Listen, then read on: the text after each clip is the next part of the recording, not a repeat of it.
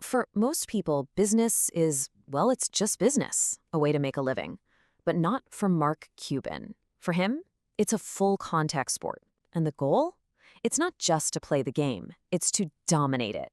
So let's get into it. Let's break down the playbook of the guy who turned pure ambition into a multi-billion-dollar empire. And that quote, that pretty much says it all, doesn't it? It's the key to understanding everything about him.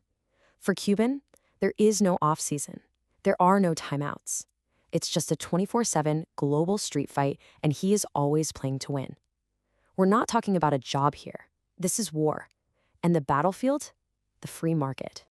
Okay, so if you really want to get a handle on how Cuban became, well, Cuban, you have to get inside his head first.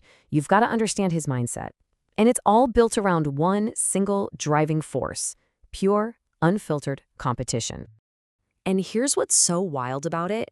For him, it was never really about the money. I mean, don't get me wrong, the money's nice. But it was just a way to keep score. The real prize, the win.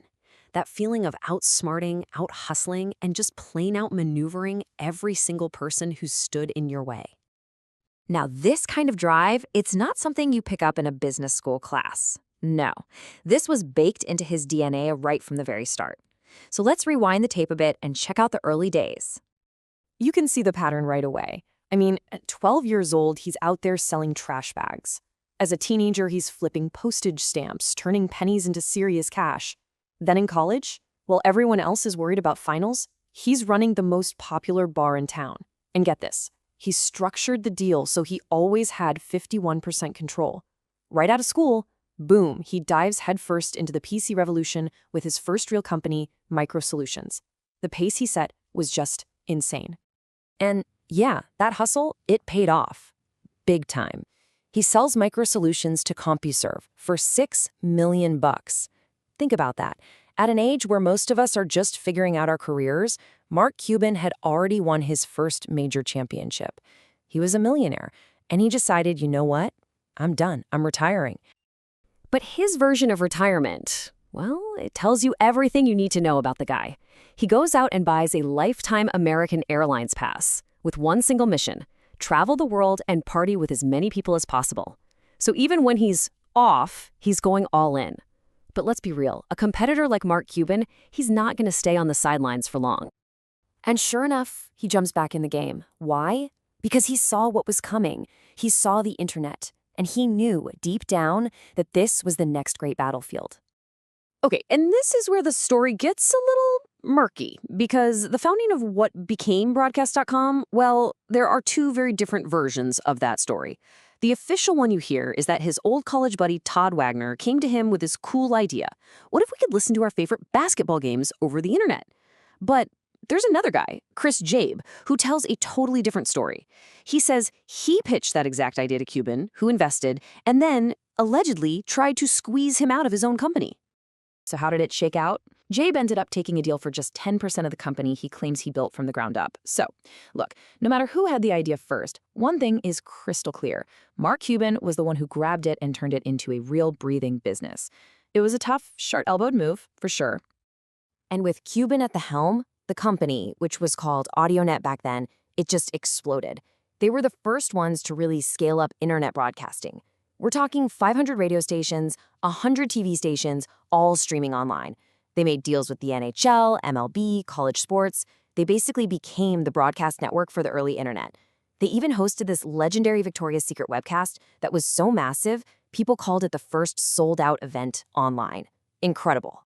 They got there first. They owned the space. So when they finally walk into a meeting with the biggest player around, Yahoo, Cuban basically throws down the gauntlet. He tells them, look, you're either going to have to compete with us or you're going to have to buy us. I mean, the nerve. It was bold, it was arrogant, and it was absolutely perfect timing. And Yahoo, terrified of getting left in the dust, they blinked. They bought Broadcast.com for a mind-blowing $5.7 billion in stock. This was at the absolute tippy top of the dot-com bubble. Suddenly, Mark Cuban wasn't just in the Billionaires Club, he was one of its newest and loudest members. But this next move, this is where you see the real genius.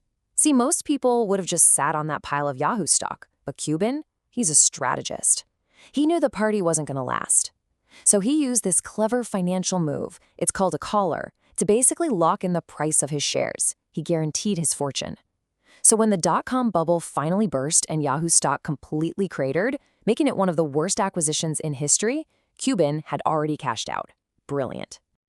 So what do you do when you've basically won the game of business? Well, if you're Mark Cuban, you find a new sport to dominate. And for him, that was the NBA. In 2000, he buys the Dallas Mavericks, who were, to put it nicely, one of the worst teams in the entire league. In that quote, that's the first thing he said when he saw the team's locker room.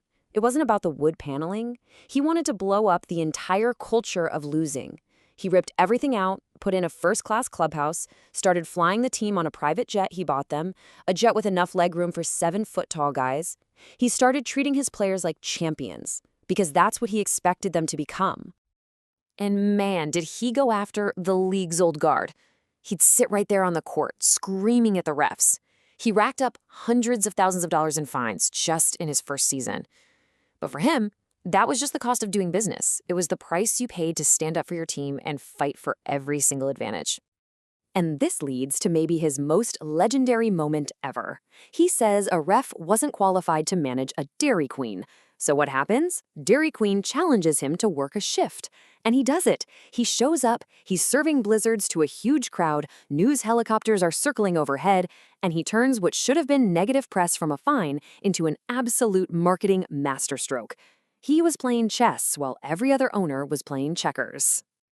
And the payoff? The ultimate vindication? In 2011, the Dallas Mavericks, the team that was the laughingstock of the NBA, did the impossible. They won the championship. It proved everything. His crazy, disruptive, win-at-all-costs strategy had worked again, this time on one of the biggest stages in the world. So, when you boil this whole incredible story down, what are you left with? You're left with a playbook. A clear, powerful, repeatable playbook for winning. All right, let's break it down. Step 1, outwork everybody. Period. Business is a 24/7 sport, and you have to be obsessed, because you better believe your competition is. Step 2, get there first. PCs, internet streaming, he saw what was next, and he owned it before anyone else even knew there was a game. The takeaway for you? Don't just follow trends, get ahead of them. Step 3, challenge the status quo. If everyone is zigging, that's your cue to zag. That's where the opportunity is. And finally, maybe the most important rule of all, control your own destiny. From that 51% stake in his college bar to protecting his billions from the dot-com crash, he never, ever left his fate in someone else's hands. That's the real power move. So in the end, it really all comes down to a different way of looking at the world. Most people look at a glass and they argue, is it half full or half empty? Mark Cuban is the guy who looks at the same glass and asks a much better question. Who's pouring it? He wants to understand who's in control of the situation. That's the mindset of a true competitor.